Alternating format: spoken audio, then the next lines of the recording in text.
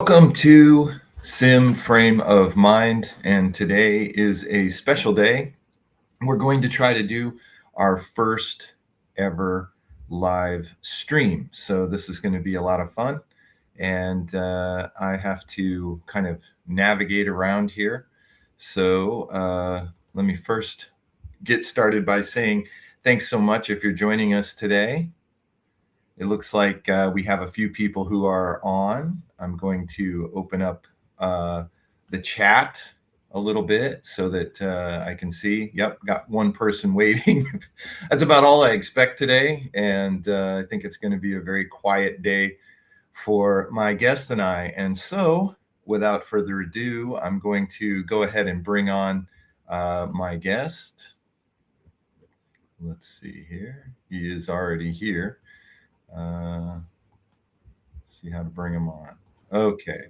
Okay, Eric, can you hear me? Yeah, I can hear you loud and clear, Sim. Okay, well, welcome to Sim Frame of Mind. And let me just tell the audience a little bit about Eric Haugen. Eric is an educator. He is an expat, a game developer, and a Berkeley mathematician, which makes him perfect for today's video. That's kind of why we chose it, so that we could use something where he can kind of relate to our main character. And I think it'll be a lot of fun hearing how he reacts to this after we watch the video. So let's do this. Why don't you tell us who you are instead of me giving your stats? Sure, Sim. So yeah, you went through kind of the highlights, right? So after graduating with a math degree, I thought I would continue to do more math education, but decided that I should get maybe some work experience, make some money first before continuing the education. So spoiler alert, I never did go back for more math education. But worked in finance for about 7 years.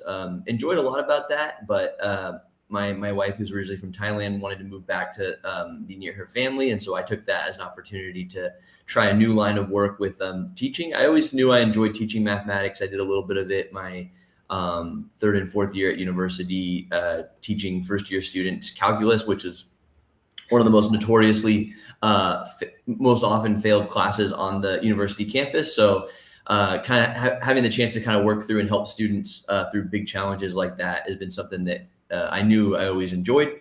So then started teaching high school here in Thailand, and now I'm going into my 9th year of doing that. And it's been definitely quite a rewarding second career, if you will, to be doing teaching. Yeah, I would guess that Thailand and teaching and kind of that lifestyle be quite a contrast. You're originally from California? Yeah, originally from California, and so didn't go too far from home. Grew up in the Napa Valley, so near the Bay Area. So going to Berkeley was kind of just like the university in my backyard kind of a thing. So definitely, but then the first 3 years of my finance career, I worked out in Colorado, out near the Denver area. So got a chance to live in a different state for a while, then moved back to Los Angeles for 4 more years, and then moved here to Thailand after that. Nice. Well, it seems like our lives cross paths quite a bit. I, of course, lived a long time in Denver. And so, yeah, we've talked about that kind of stuff before. And California, only lived in LA for a really, really brief time. Didn't fit in too well in Los Angeles, but loved it, but just wasn't my thing. Went back and stuff. So, okay. Well, so I don't want to get off track too much. I want to stay kind of with what we usually do on here. So I got to ask you, have you ever tried discovery writing or free writing before? Yeah, just one time before, and I think through the context, I think some of your channel and I think it's definitely very interesting. There's something very like freeing about doing writing without thinking about a typical all the writing I'd done up to this point, which had pretty much been primarily academic, and so not being concerned with that structure and just kind of letting the pen flow through the page definitely has much different feel to it. I enjoyed it quite a bit when I did it. I do remember that, especially in this day and age, kind of where, you know, things are always trying to grab your attention, right? Constantly. It is something where, you know, the every minute that goes by you do kind of really get a sense of that time as you're working through it. And I think if you never tried it, definitely encourage you to give it a shot. And using the context that Sim Frame of Mind does is a great way to kind of get you started with it if you've never done it before. But one thing that I do find surprising is like how long those minutes go by when you're writing. Like you really feel each one of those minutes as you're making your way through the writing and stuff. You think like, oh, I could write for 5 minutes straight, no problem. But it's actually a little more difficult than I thought at first. Yeah, and actually, you know, Dr. Elbow, when he created it, was a different generation, obviously, not the you know, clickbait generation. And so he talked about sort of a minimum of 10 to 12 minutes, and what he really wanted people to do is 15.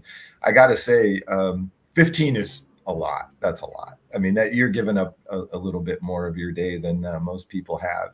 But I always try to shoot for 8 to 10 if I have like a real thing going on, like a creative thing that I want to get through, or maybe an emotional thing, you know.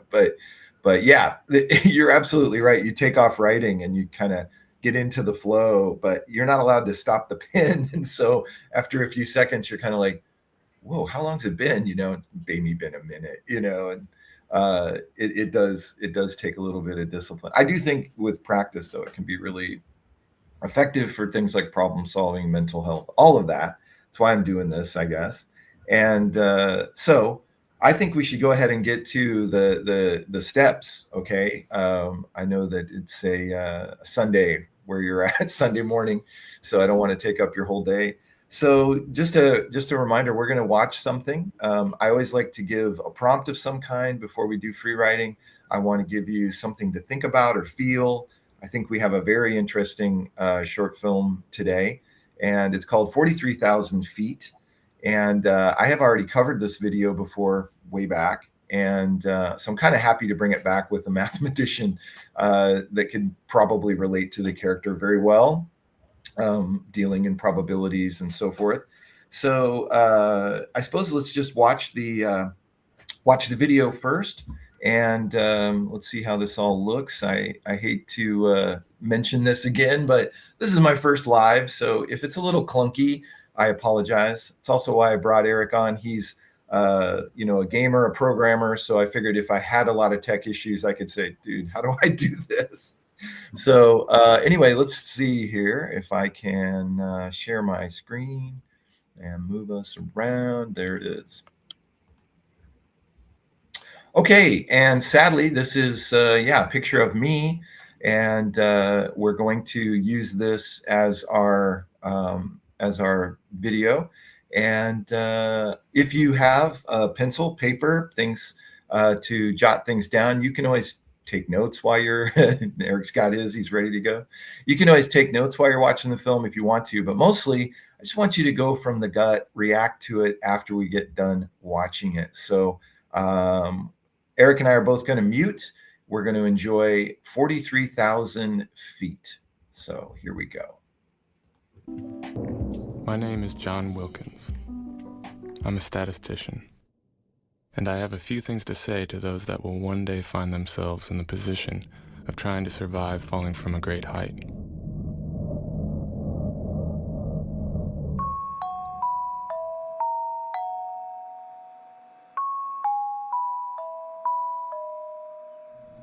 The first thing is, your life doesn't flash before your eyes.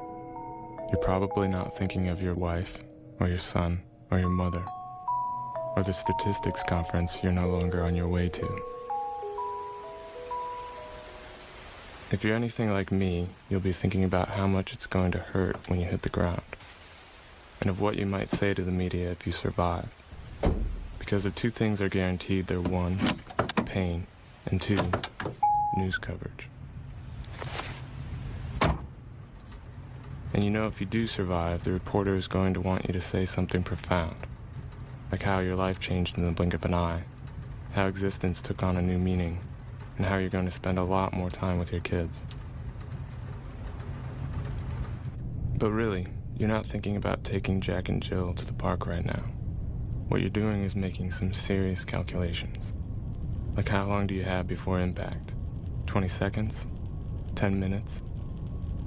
Before the door blew open, I just finished one of those obligatory chit-chats with the co-pilot. So I happen to know I disembarked from the plane at about 43,000 feet. And terminal velocity for a human is something like 200 kilometers an hour. So if I do the math, I have around 3 minutes and 48 seconds before I hit the ground. Around the time it takes to listen to a pop song, have a quickie, sit through an ad break, smoke a cigarette. I guess it's a matter of how to best use your time. You'd better have something interesting to say if you do survive. Me, I'm gonna tell them that the way I think about time has completely changed. I came across this proverb a while ago. It went something like, enter the future walking backwards, so you don't forget the past. As a piece of advice, I thought it was quite nice, but maybe kind of dangerous. I mean, isn't it better to stare the future in the face? Go boldly where no man has gone before?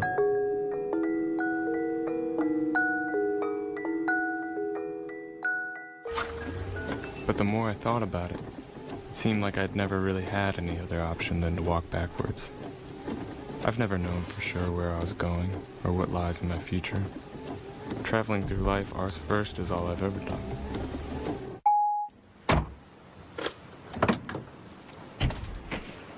The idea occurred to me again when I was sitting in the doctor's office, reading some article about the nervous system. It was saying that everything a person perceives has already happened, that there's always a time lapse involved. Like, a sound takes 10 milliseconds to reach the brain, an image takes 40, and touch takes 155. The time lapse affects all 5 senses. So I guess unless you're some kind of clairvoyant, everything you experience has happened at least a split second ago. Anyway, I read the article and made a mental note to think about it properly, later, sometime in the future, like now perhaps. Well, right now what I'm thinking is, it's probably not a good idea to land on my face. I should try to fall feet first onto my left side. If I hit the ground with my feet together, and fall to the left, then 8 parts of my body will absorb the impact, one after the other. Metatarsals, tibia, femur, pelvis, vertebrae, radius, humerus, clavicle. Say I'm falling at 200 kilometers an hour. Now divide that by 8 different areas of the body, and I get down to 25 kilometers an hour by the time my head hits. That's not so bad, is it? I'll still end up looking like a half-eaten turkey, but at least I'll be awake to enjoy the aftermath of my survival. And when they hit me up about the meaning of life, I'll tell them about the proverb in the time delay article. Oh yeah, and I'll tell them about the homeless guy I met outside a downtown liquor shop.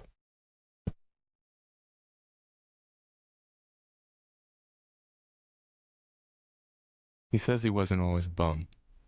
He was once this kid who spent all his time in the library, reading books on quantum physics and doing mathematical equations.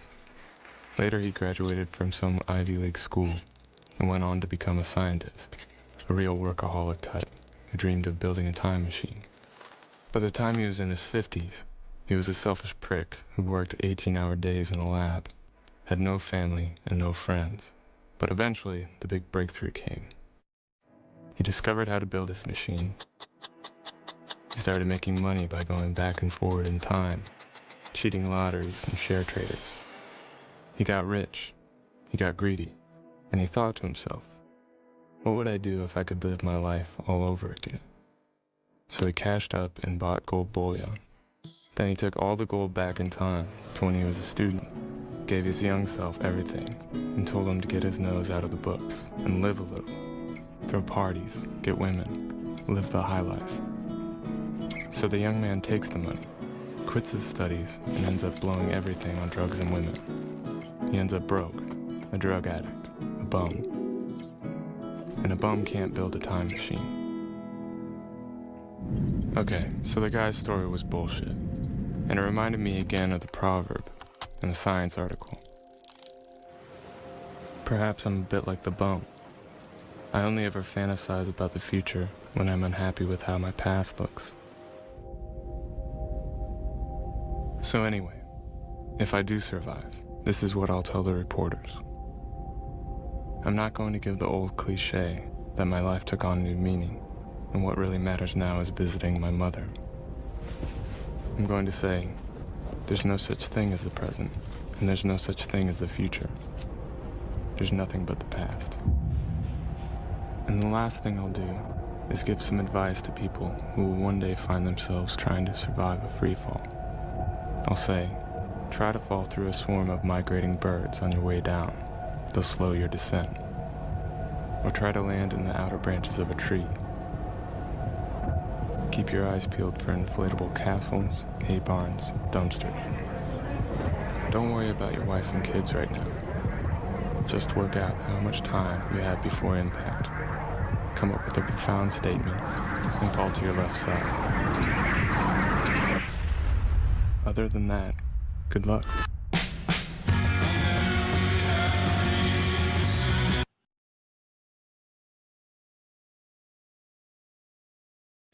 Okay, that was 43,000 feet. It is a very, very interesting piece. Let's see here if I can take it down here. Yeah, here we go. All right, back to us. Okay, so that was the film, and you can probably see why I wanted a mathematician to take a look, because I wonder about people thinking like this. And our next step is to do the free writer. Eric is going to do the free write. I'm going to talk to you guys about the film while he's doing it. So he's got his pen, he's got his pencil. I'm going to just remind him of the kind of 4 basic rules. Do not stop, go fast, don't edit. In other words, never look back and try to put a comma or somewhere. You don't need grammar. You just need to write as fast as you can. And if you can't think of anything to write new, you can just repeat yourself or whatever until you break through. And we're going to go about 5 minutes. Okay. So it'll be kind of a quick one. But yeah, it might be a little bit long. If you get tired at 4 minutes or something, just put up the hands or something, and we can stop and talk about what you did with it.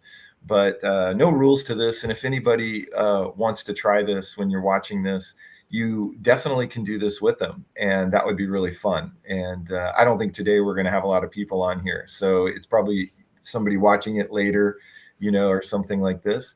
And then after we do that, we've got a little bit more about this video. And at the end, we're going to have Eric talk about his latest project. And that's going to be a lot of fun if you're a gamer. So stick with us if you could. And let's see here. So let me give you your prompts really quick, and you can decide which one you want to do. I'm going to give you 2. And the first prompt is, how does math assist you in your decision making? Obviously, our character in the short film was obsessively doing the odds, doing the probability. So how does math assist you in life decisions? I guess I know how it helps you in work decisions. It's kind of your life. And then I'll give you a second opportunity. If you'd like to write instead, you could write about second chances. I thought that the story of the bum was very interesting, and he gets into the idea of his success led him to realize that his success was a failure, and he did it the other way. And now we see him as a failure. So second chances. I think you've had a few. You've bounced around a few cities. You've bounced around a few jobs. And so you could probably get into that as well if you want to. Completely up to you. Okay. So why don't you go ahead and mute and go ahead and start your free writing. I'm going to put on a little bit of music in the background while I talk about the film and our sponsor and so forth. So let's see here if I can do this. Start this again.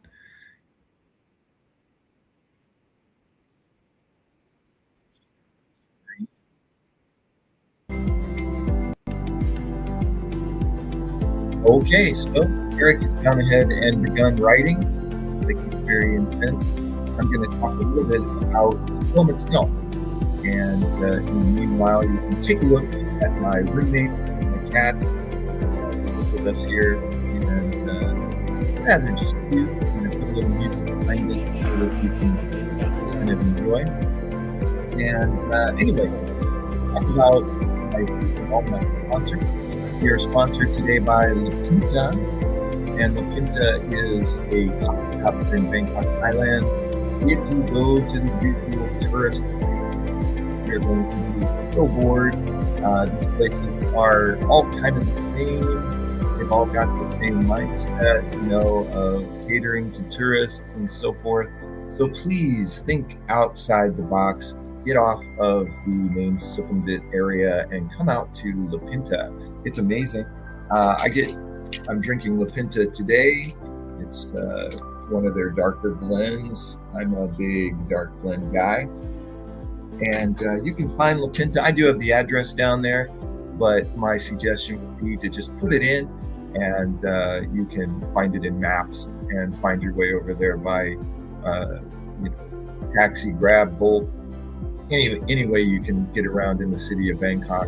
If you are a visitor, come in and be confident, because the owner, one of the owners, Molt, he will definitely take care of you. He speaks English fluently, educated in the U.S. and so forth, and loves to talk to tourists. Or if you're a local Bangkok person, go on down to La Pinta.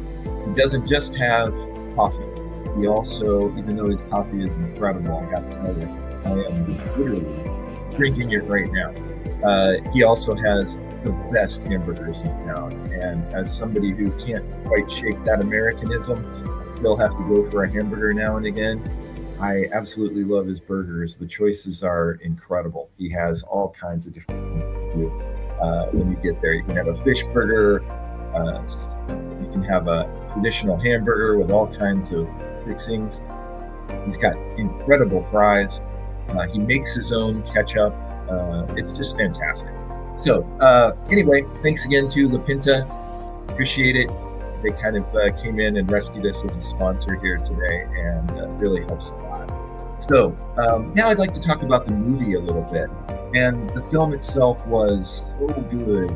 And I like to just let you guys have your own feeling and emotion, let you do some mental health work. But as a filmmaker, I gotta give respect to this film.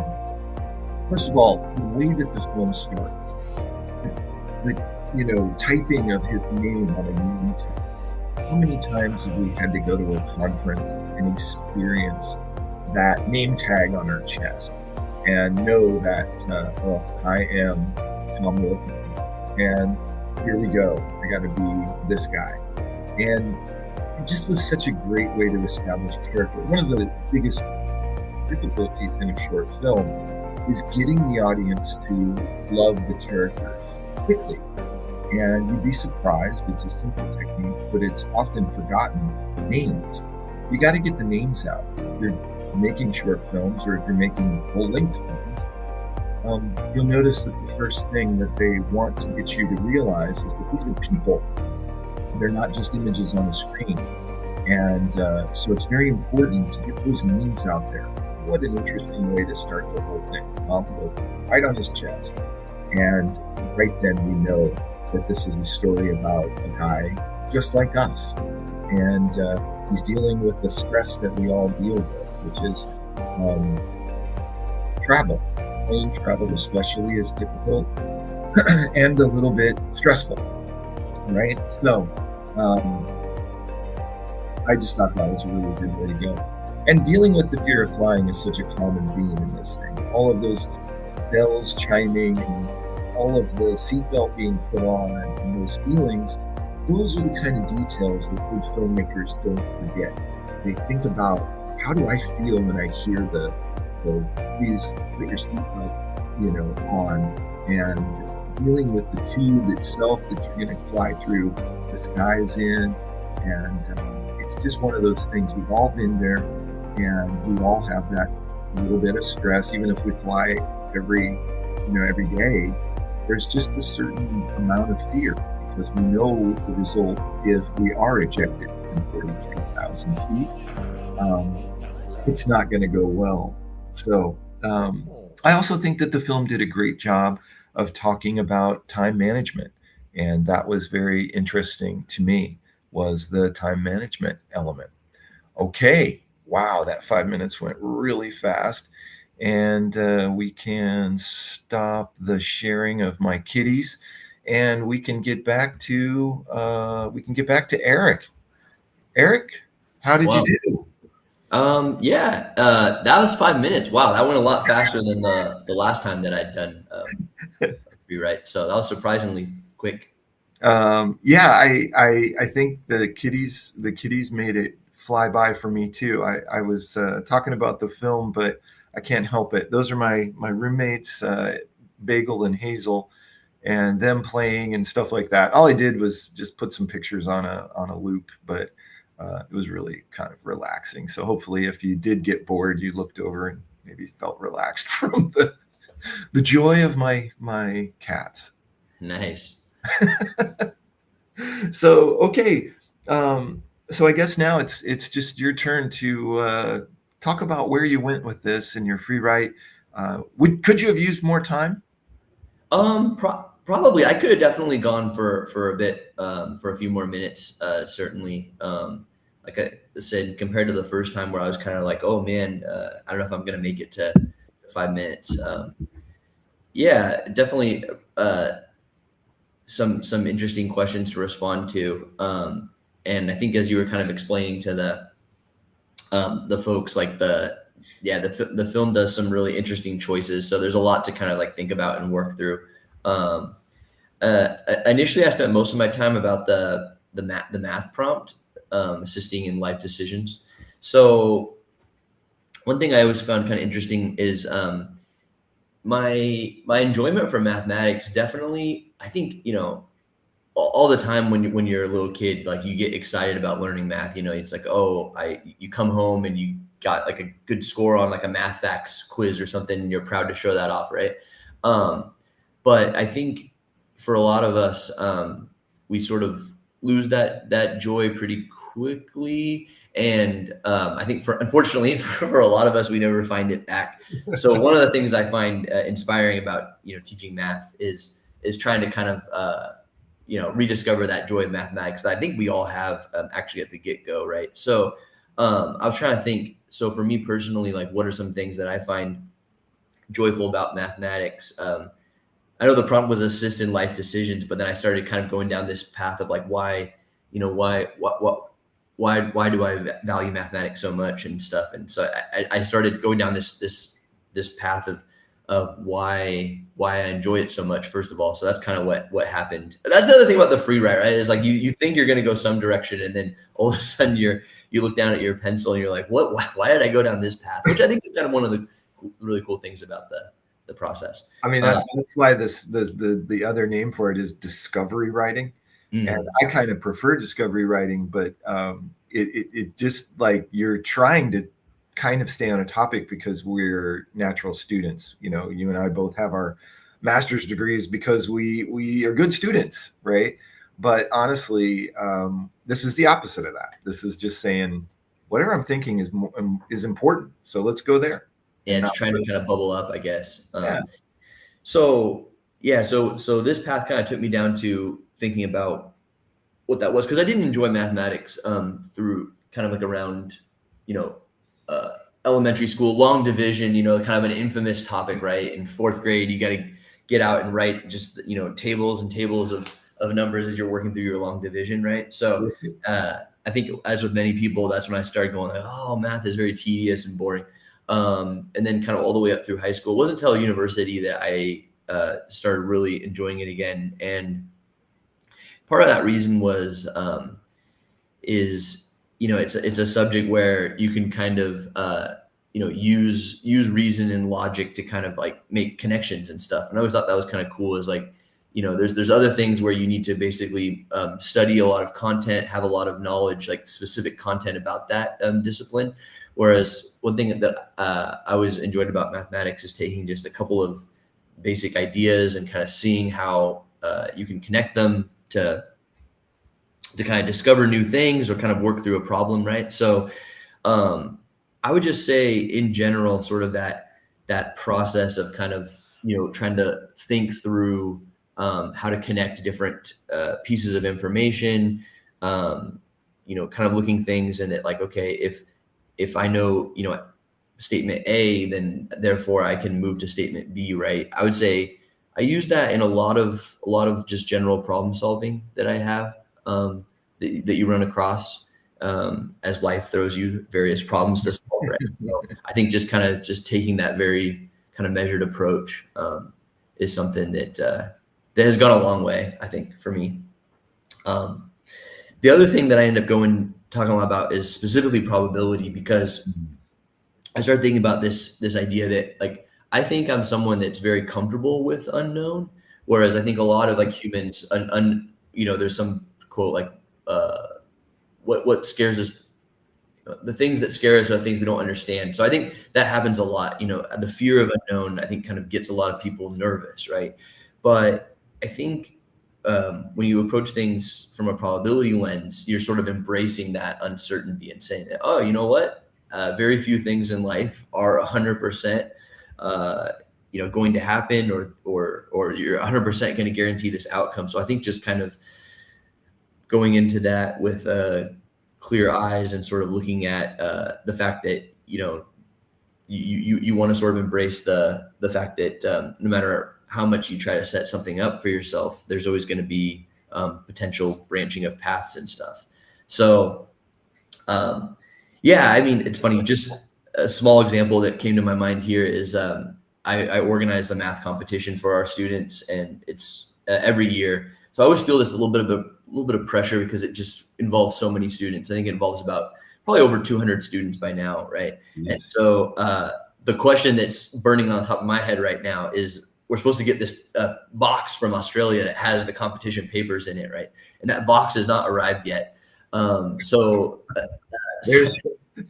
a variable right there. Exactly. So it's funny because, I could stay up all night worrying about that, but what I find is just sort of working through kind of like the guy 43,000 feet. And trust me, when you face the prospects of having to tell 200 plus parents that, somehow you've screwed up this math competition for their kid, I think I'd prefer the 43,000 drop. But that being said, how did I, get to sleep last night is actually thinking through it from a probabilistic lens. It's kind of like, okay, what are the chances that that box is sitting at another building somewhere on the campus, and kind of working through different paths of where that might be. And so kind of realizing, okay, I've done what I can do to kind of control the different outcomes and stuff. And if we run into that low probability case where somehow it's gotten all messed up, that's life sometimes. So yeah, I spent a lot of time writing about that as well, and kind of thinking through, using probability as a way to basically calm myself down, because it again allows to put in some ways quantifying the unknown kind of makes it more known in an ironic way, right? Like you see it all laid out in front of you, sort of a thing. So those are some things I wrote about. Well, I when you were saying that, I just thought about how we in the film industry think about it. It's like you've got to always have your hero say those famous words, "Don't tell me the odds." Oh, right. Yeah, right? Exactly. Yeah. I would just like, I'm such a, I come from such a humanities. You're the perfect balance. Like when you were talking about, doing the statistics puts you at ease. And I got to say that, yeah, I am not at ease when I think about the stats. I'm like, oh my God, the percentages are so low. But just two totally different disciplines, right? And yours is all about come up with a probability and then live with it, right? And Yeah. that makes so much sense. And I think you're right. I think most people think like you, like, okay, so long as I know what the odds are, okay, then I can go through the steps. And I always think it's interesting when people talk about fear of flying, right? It's one of the biggest fears out there. And yet it's one of the safest modes of transportation, far safer than driving a car. And yet we all jump behind the wheel every day. That's a great example, right? Because again, from the probabilistic lens, the chance of something happening to you while you're flying is exceptionally low, as you said. So it is that's a perfect example of kind of where, uh, you know, again, even though that percent is so low, just for some reason that thought of like being in a plane crash or something happening, right, just kind of overshadows the actual numbers that underlie, what's the most likely situation that you're going to be in when you get on that plane, which is you're going to walk off at the airport at your destination. So. Right. But I like the way Tom Wilkins put it. He's like, you can, if you end up falling from a great height, which I thought was just a hilarious, dark statement. But if you do, you can count on only a few things. And one of them is pain and the press. Oh yeah, that part struck me that, during this viewing was Wow, what a line. is that statement, right? Because in some sense he's basically highlighting the known things in terms of like, okay, well, these are the things that are for sure going to happen. This would, there's 100% probability that I'm going to experience the pain and the news coverage. So it's kind of, in some sense, he's kind of reaching out towards those knowns to sort of maybe like calm himself down, I guess. Is kind of how I interpreted it. But yeah, it's like when the dentist pulls out that drill. Yeah. And it's spinning. You're just like, well, this is going to hurt, Guaranteed pain. But not hurt enough that you're going to get the press, I guess. But I did Yeah. think it was an interesting little dig about human curiosity. And let's face it, we live in one of the safest cities in the world, and yet there's crime, and if you sit and watch television, you're going to find that crime. They're always gonna have the pain and suffering of the victims, and that's how that gets stuck in our brain, I guess, right? Like, if this happens, Okay, well, hey, I definitely want to get to your bit, but I wanted to try something. This is our first, live show, so I'm trying a few things. We'll see what works, what doesn't, and like I said, I don't think anybody's really watching, so this is going to be fun. We can not be stressed. So I wanted to do quick thoughts, just you riffing, if you will. Originally, when I put this video up, it was very early. It might have been my third or fourth video. I really didn't have much going on. And the one thing that I already forgot today was I forgot to do my one little phrase. The time to write is now. I was thinking about that phrase when I started. I always forget the buzz phrase, and when I'm writing a screenplay too, I'm always like, wait a minute, what's the buzz phrase again? Anyway, I forgot to do it, but I wanted to do the original 3 prompts that I put on the video. So if you aren't enjoying our live feed, which I think obviously having Eric on makes it better already, but you could go back to the original video if you want to and take a look at these prompts. But I'd just like you to respond quickly. What might you have written about if you did these prompts? Okay. Okay. Yeah, sure. All right. So the first one was the quote from the film about enter the future walking backwards so you don't forget the past. Mm-hmm. Any thoughts about that?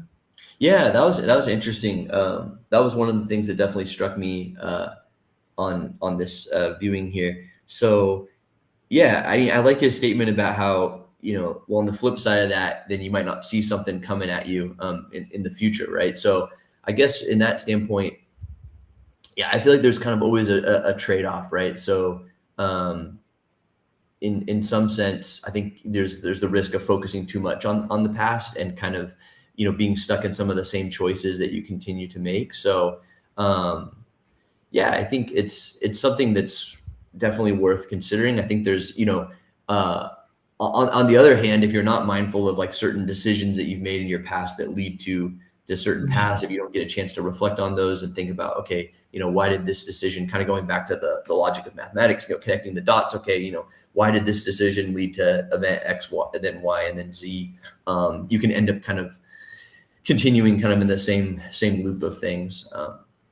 Yeah. So I think there's something to be said for it for sure. But I think kind of like, I think in general, I would try to kind of do a balanced approach where I'm kind of swiveling back and forth from, thinking about the path, but I want to turn my head around every once in a while. I want to just continually walk backwards.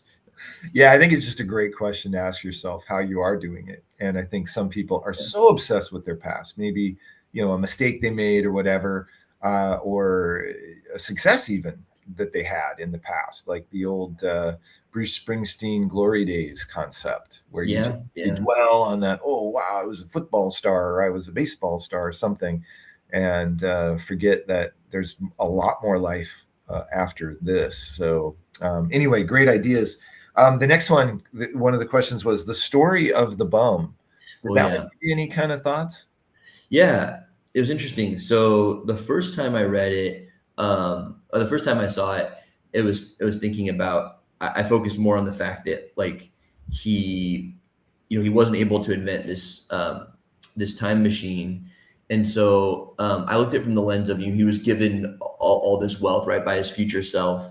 And I kind of took it in a different direction. I did sort of hear you talking about that story a little bit, and as more of like a second chance idea, like that like it's a way that he decided to live out his life completely different, and that was an intentional choice.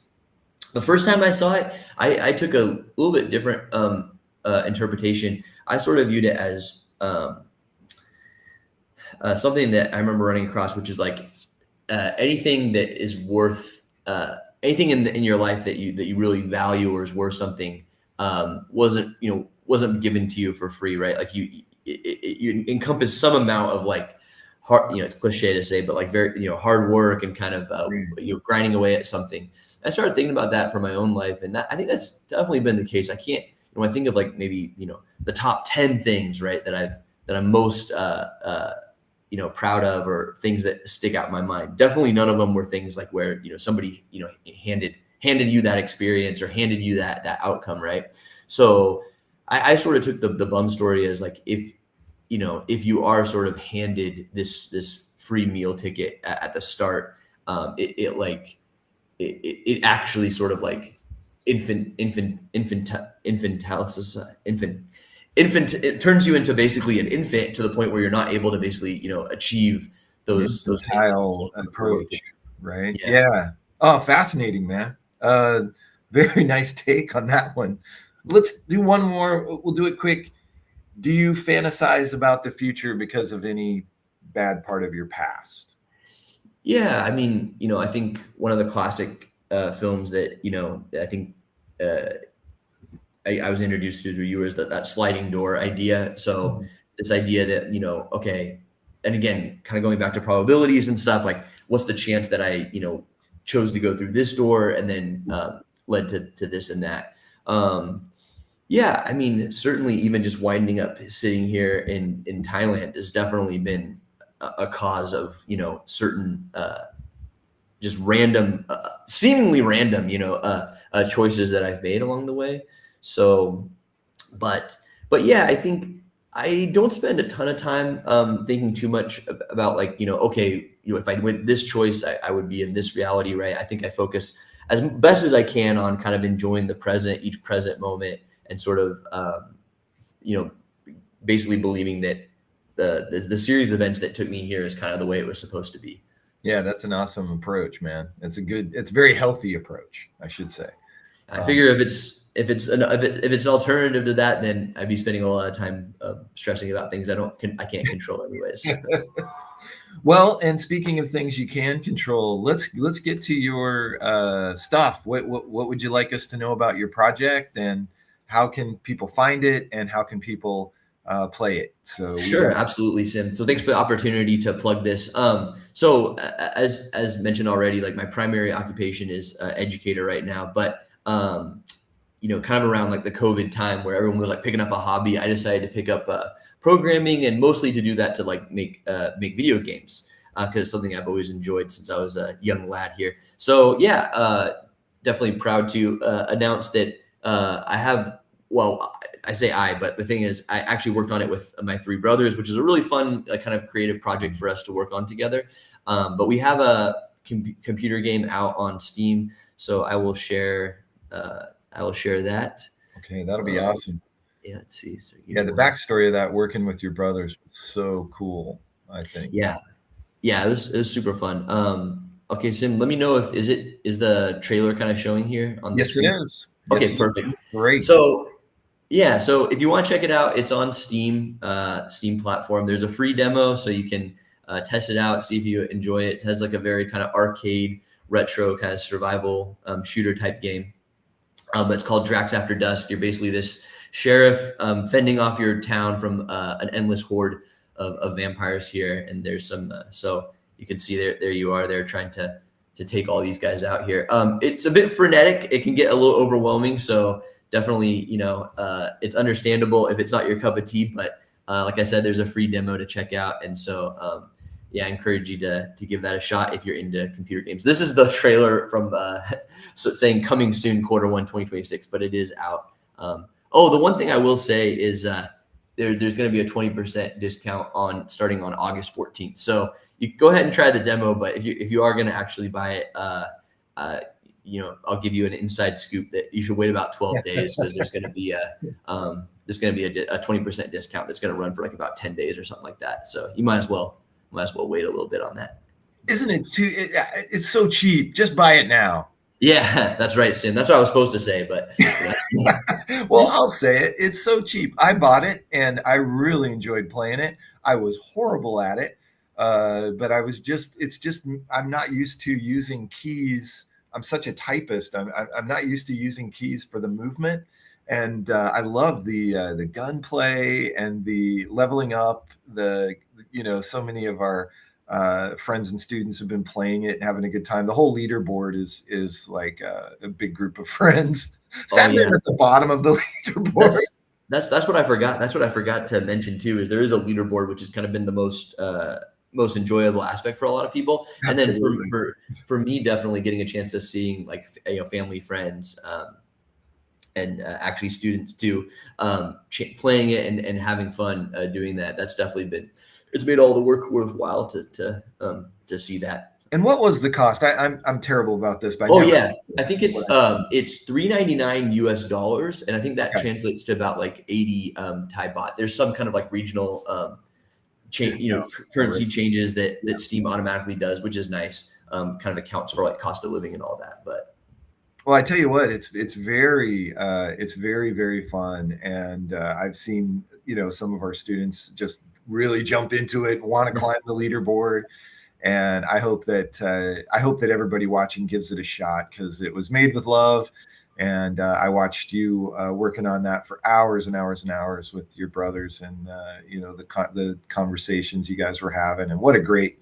thing. And do you have another project you guys are starting right away you want to talk about, or you want to keep that under your hat? Oh yeah. So no, that's totally fine. That's funny. We got a comment from somebody in the chat. We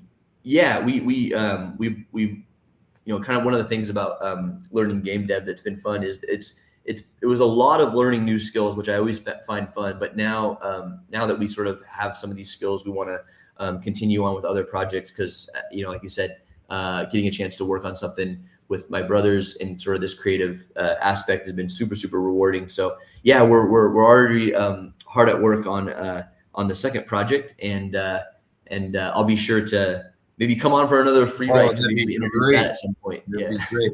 Well, even if you don't have a new project, I may invite you on anyway. It's just fun having the balance.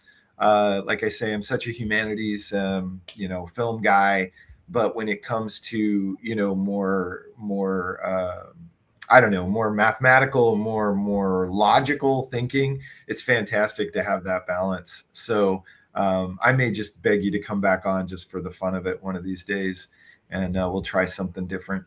Yeah, absolutely. That was a lot of fun, Sim. Thanks for having me on to do the free write. It was I always, like, as you said, discover writing. I always discover something new when I do these. And yeah, appreciate your channel and kind of the stuff that you're doing in terms of making this something that people can be aware of and engage in, and certainly kind of using short film and the prompts is kind of a great medium to sort of get people a chance to do this sort of discoverability and free writing. Appreciate it, man. Okay, well, thanks so much for coming on, and I guess we're going to end the stream now, and hope everybody enjoyed it that did make it on or going to watch it in the future. And thanks again to Eric and La Pinta for our sponsorship. That was awesome, and hope to see you real soon. So I will give my slogan here right at the end. If you didn't hear this already, the time to write is now.